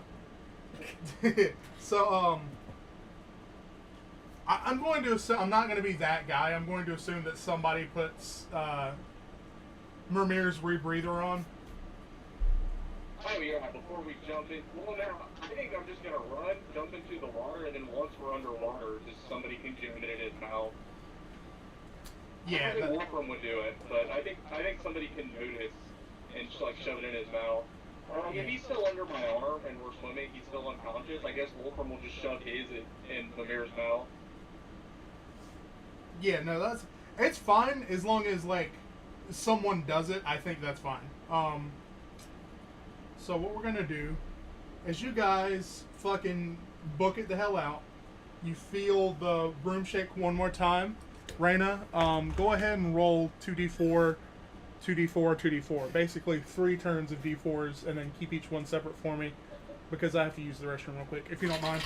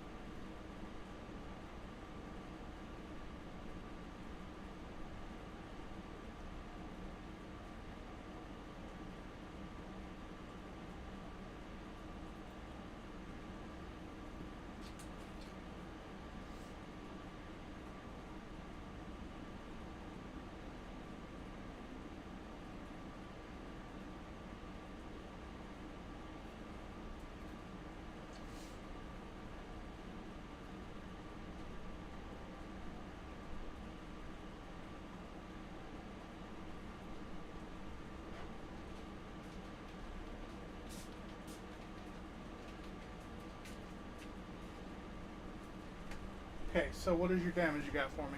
4, 7, and 6. 4, 7, and 6. So 17 total.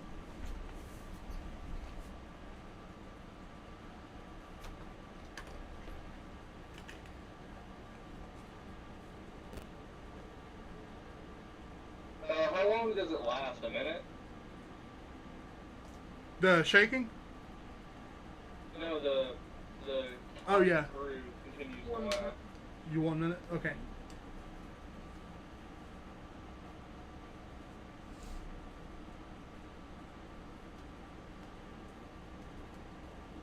And also, out of curiosity, it is concentration, correct? Yes.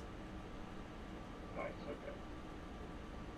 So you, remember, you can drop concentration at any time, unless if you're just, like, used to, like, keeping it going.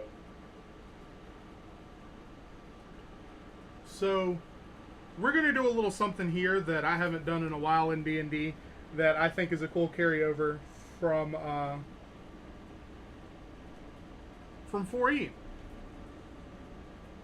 Skill challenge. Yes. You guys are being Indiana Jones and the Bouldered through these underwater passageways. Basically, your task is to make yourselves move faster, get along quicker, and you can use your spells, your abilities, anything like that. But basically, you're just making checks, and successful checks get you out of here quicker. So, Wolfram, we'll go ahead and let you go first since you have the Boy of Honor under your arm. Alrighty. I would like to grab. Okay, so I've got him under my arm. I'm gonna stick the rebreather in his mouth and kind of tuck him under. I actually, you know what? Yeah, I'm gonna kind of like. I'm gonna tie him to my belt. Oh, I like it. I like it. I'm gonna tie him to my belt, and I want to make an athletics check to just like. But athletics is running, climbing, swimming. I want to transform my legs and arms, and just like with incredible force, I want to grab a hold of Guizo and Reyna, just like reach out and grab them, and just push off with my legs at the bottom of the waterway, and just get a huge push forward. I like It's not it. going to be as easy underwater as it would be on land because water resistance is much stronger. But I'm going to push really fucking hard and like leap with that stone cracking force off the bottom, push off like a Olympic swimmer. Yeah, go ahead, run it. The ability to transform your legs, I think, is what allows you to do this. If it were just a regular humanoid, I don't think, you know, but like since you have this actual superhuman ability, this accounts for it, you know. Well, I also have improved speed when I'm doing that, which is, you know, normally us swimming, we have a 15-foot movement speed. I have a 20-foot movement speed because it's halved, you know, just because I'm faster with my legs. That athletics check is a 22. Oh, And beautiful. I try to grab them and drag them along. You are successful in doing so. Yeah, you push off mightily. I was gonna say you push off mightily, and Guizo and Reyna, you feel yourself being pulled along by this inhuman burst of swimming, like push off against a wall as you jolt forward into the water. Guizo, you are up next. Your goal here is to do something that furthers the goal of escaping. Yes, so we're all grouped together. I would like to activate my flight and kind of use that to get us moving along a little faster. I've got one of you at each end. So what you could do is like kind of position yourself on Wolfram's back or something, and like, you know, just be like Iron Man it or something. I don't know. I like Very it. good. No, I like it. I think that's cool. And since that is a resource, and we've already discussed that kind of works to help with propulsion underwater, I'm going to say that doesn't necessarily require a check since you're spending a resource. Okay. Well, I mean, we can still roll to see how well it works. You could do like an acrobatics check to fly, or Yeah. maybe just like a spellcasting check to see how powerful you're able to do it. Because I mean, it is fire underwater, so you are resisting its natural element. So I don't know. Yeah, why don't you go ahead and make a whatever you would like to do to successfully pull this off. That kind of whatever kind of check that would be. So, can I tell you guys what I did, just to like give you an idea of like maybe how this would work? I spent a rage in order to gain advantage on that athletics check. So maybe using your flight resource, you could gain advantage on some sort of spellcasting check to propel yourself forward. Maybe? Yeah, that seems fair to me. Okay. And how do I do that spellcasting check? Is that just wisdom? Whatever your spellcasting mod would be, I think for you that is charisma. So yeah, charisma, and then also your proficiency bonus. So I think whatever your charisma is, plus 3, and then plus your check. It's basically your plus to hit. With like fireball. Sorry. Yeah, so I think that's a +5 total for you, Guizo. Hell yeah. Yeah.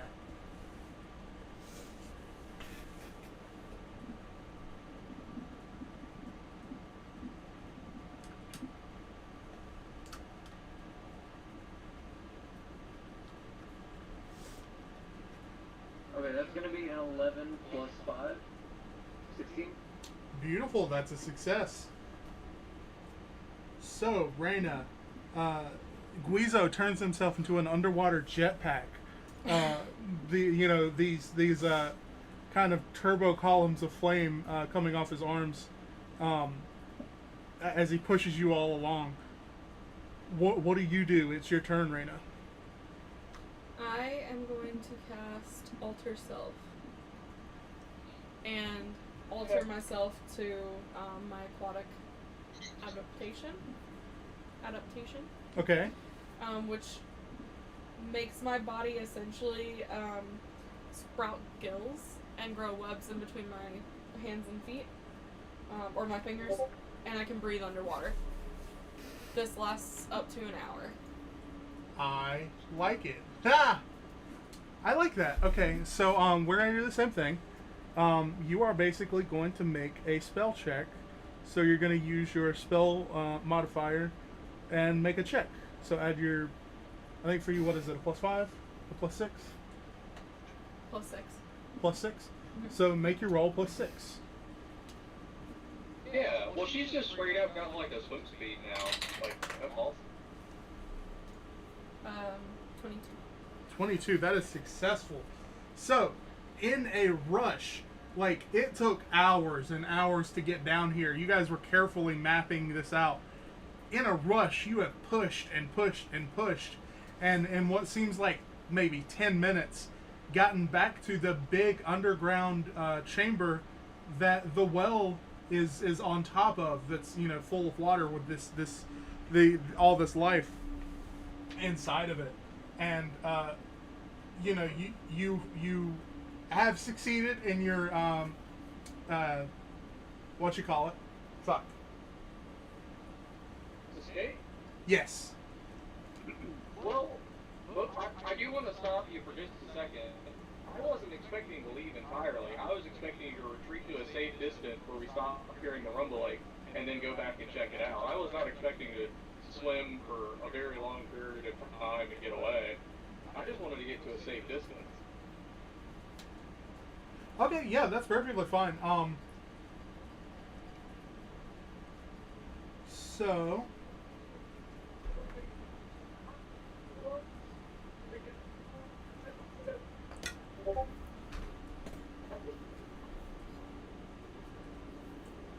So how far away do you think you would stop at? It depends on how far away we have to get before.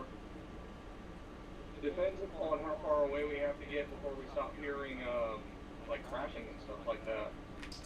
Because also the thing that I did was very short term, so like moving for 10 minutes I don't think would have solved the issue. It would have just gotten us like out of range of the quote unquote explosion chasing us, you know what I mean? Yeah. So you don't really hear it stop. Honestly, it continues to crash for a while until you do feel the distinct push of a surge of water. You think it's definitely broken free. Okay, so yeah, I guess we keep going then.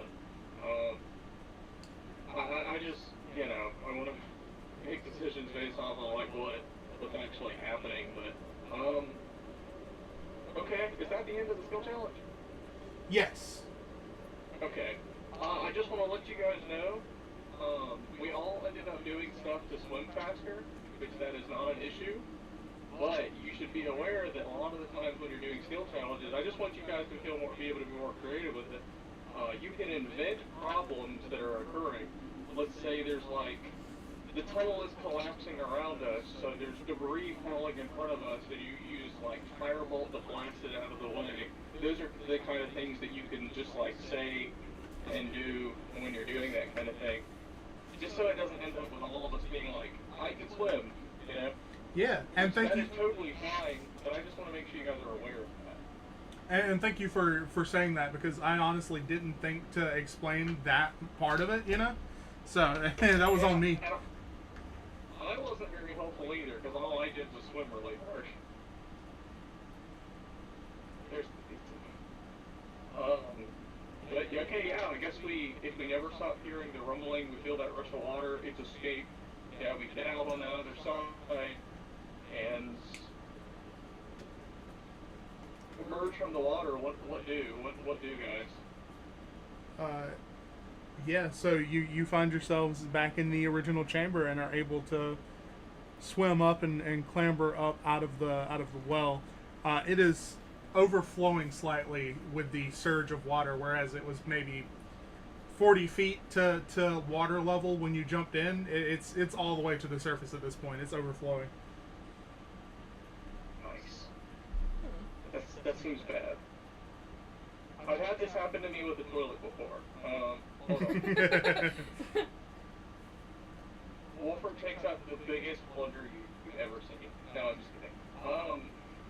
I think I'm gonna rush this out of there. I'm gonna kind of like shepherd everyone out and run to go find Earthhead. Okay. So you're rushing out.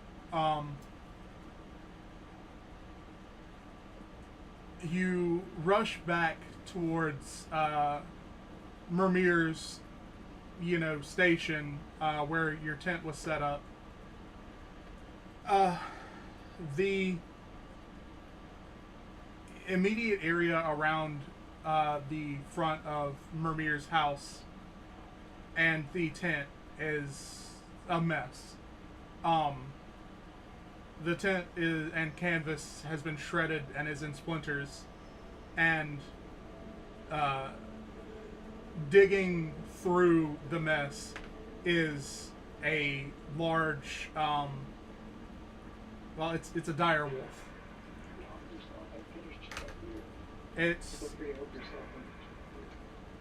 Its muzzle is coated in a dark matting of blood, as well as different splotches around its head and the front of its body. A dire wolf is about the size of a wolf about the size of a horse. For you guys that don't actually know the scale of it. Okay. Do I recognize this thing? Wolfram finds this, right? Because he's the one that ran off to find Earthhead? Correct. You do not recognize it. It is a kind of it's tundra colored, where it's kind of gray and white, but you don't recognize it. Okay. It spots you and begins to yip and yowl and charge at you. I immediately go into a rage. I'm full on. Like if I run out here by myself, with my superior speed, I would immediately respond by, I'm not even pulling up my hood. I'm going all out. I'm going full wolf. I'm gonna battle this thing wolf for wolf. Beautiful.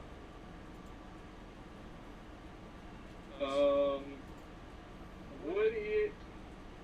So it's almost my lunchtime.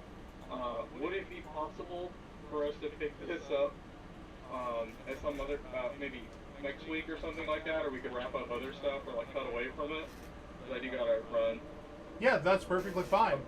We can cut away for the week. That actually is a good point to a good place to cut away. Hell yeah, awesome.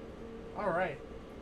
So yes, just as a gentle recap, Reyna, Guiza, you guys are kind of clambering out of the well, and Wolfram, sprints away with Mermir in tote. And well, I don't want to put that in your mouth.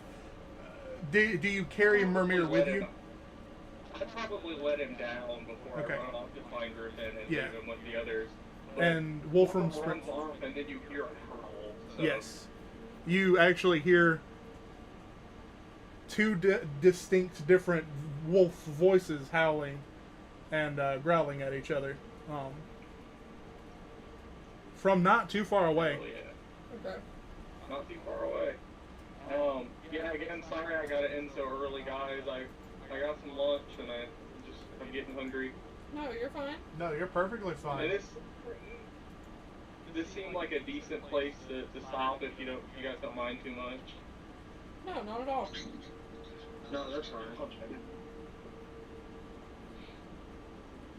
Oh, All right. Thanks for coming this week, you guys. I'm excited to continue on this story.